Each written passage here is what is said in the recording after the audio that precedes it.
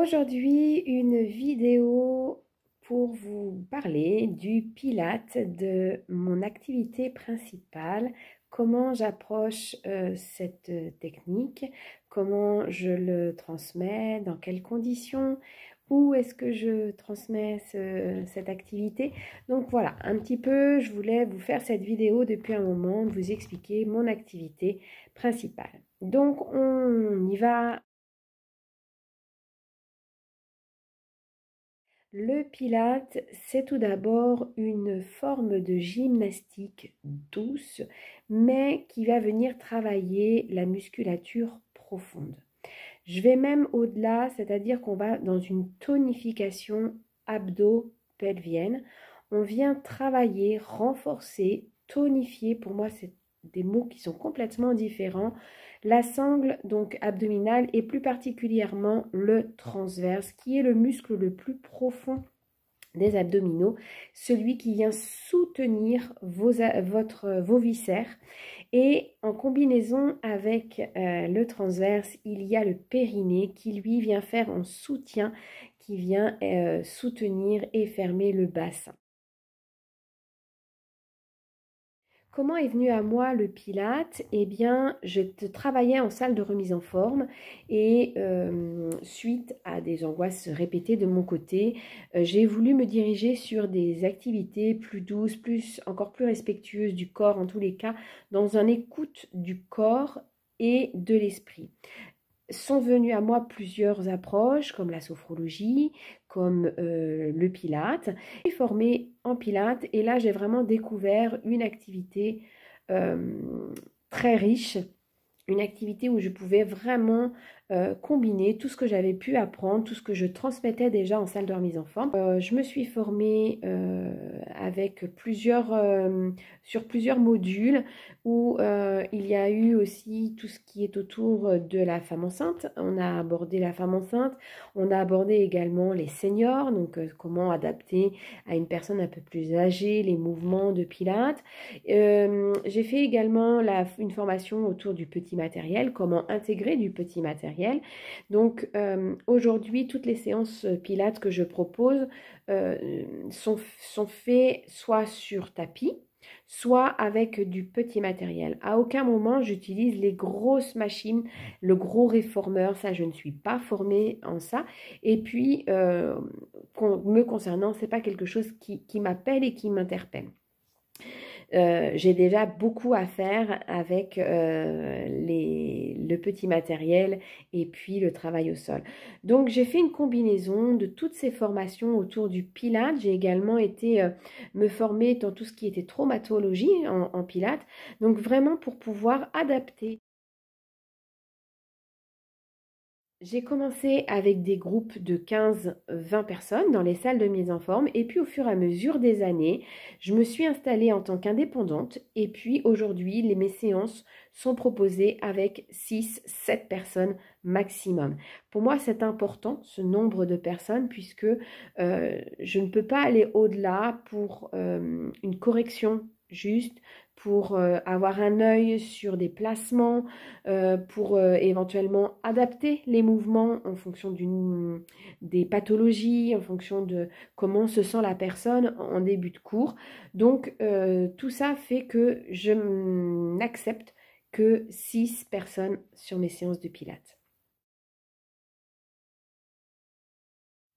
Qui peut faire des cours de Pilates? Eh bien, je vais dire toutes les personnes qui sont plutôt en bonne forme, enfin en tous les cas, toutes les personnes qui souhaitent se remettre en forme, se remettre en mouvement surtout, remettre du mouvement dans leur corps, remettre de la conscience également dans leur corps. J'ai une approche assez singulière du Pilate, c'est-à-dire qu'aujourd'hui, c'est pas une séance pure Pilate. J'utilise les exercices que j'ai appris pour que les personnes puissent rentrer à l'intérieur d'elles-mêmes, puissent s'écouter, puissent se comprendre également et remettre du sacré, remettre de la conscience dans ce qui est leur outil du quotidien. On démarre toujours par, dans un premier temps, un temps d'échange. Comment ça va? Est-ce qu'il y a des choses sur lesquelles il faut que je prête, moi en tant que personne, attention? Parfois, il y a des douleurs au niveau des épaules, au niveau des hanches, au niveau des pieds, des genoux qui sont douloureux ou il y a eu une chute. Je vais vraiment poser toutes ces questions pour que je puisse adapter en fonction de ce qui se pose là, maintenant, dans le moment présent. Et puis ensuite, on vient à un échauffement, on fait un petit échauffement et après, j'enchaîne avec des exercices de pilates et pas que. Parfois, je mets des étirements. Je m'inspire énormément également de Bernadette de Gasquet qui a écrit des livres autour du périnée, autour des abdominaux.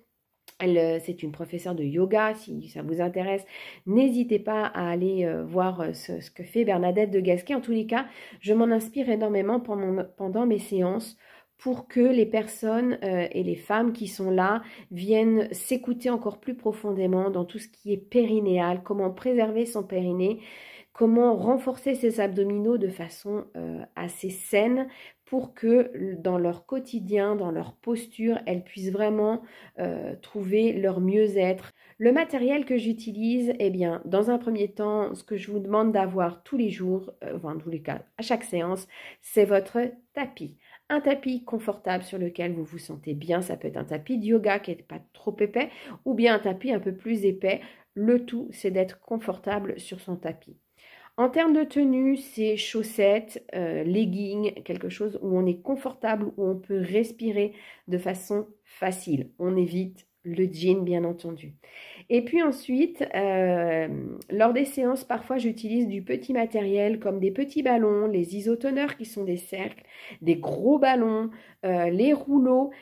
Si vous suivez mes posts ou bien mes actualités sur les réseaux, eh bien souvent je parle de ce petit matériel qu'on utilise et je vous donne un peu plus d'explications sur ce que c'est. Donc, c'est jamais la même séance d'une semaine sur l'autre. On fait bouger le corps de façon à chaque fois différente pour tout le temps revenir dans cette conscience de comment il bouge, qu'est-ce qui est important qu'il bouge, et puis de le remettre en mouvement. Et le centrage, se centrer, revenir dans son centre, donc au niveau abdominal. Donc le transverse forcément nous permet de revenir à notre centre. La concentration nous permet de revenir également à l'intérieur de soi. Donc pour moi, le centrage, c'est une grande base et une grande directive dans mes séances de pilates. Et puis, il y a la respiration. Respirer en pilates, ben forcément que c'est essentiel, respirer tout court, mais on utilise énormément la respiration, une respiration qui peut paraître... Parfois, les personnes me disent, Pauline, j'ai l'impression qu'on respire à l'envers. Et puis, des fois, on dira, j'ai peur de ne pas pouvoir respirer. La respiration peut mettre entre 5 à 10 séances à se mettre vraiment en place. C'est une respiration qui est totalement physiologique, anatomique, c'est-à-dire que le muscle du transverse, le muscle abdominal, est expirateur. Donc, on va venir, comme c'est un travail de tonification musculaire, on va venir... Pour tonifier le transverse, on va venir souffler à l'effort. Et ça, c'est une chose qui est importante en pilates et qui est importante sur toutes vos activités de tonification, de renforcement, de course en termes d'endurance. Soufflez toujours à votre effort. Vous allez avoir beaucoup plus d'énergie, beaucoup plus de force et puis vous allez beaucoup moins vous épuiser. Très souvent, le pilates, comme le yoga, comme d'autres activités, sont associés à des techniques douces et on croit que c'est de la relaxation. En tous les cas, en ce qui concerne l'activité que je propose, ce n'est pas du tout de la relaxation. C'est vraiment une technique de renforcement et de tonification. Donc, le souffle est utilisé pour tonifier et pas pour se détendre. Parfois, lors des séances, lorsqu'on fait des étirements, là, on va utiliser le souffle sur de la détente, mais on va dire que dans 80% de la séance, le souffle est vraiment utilisé pour faire l'effort.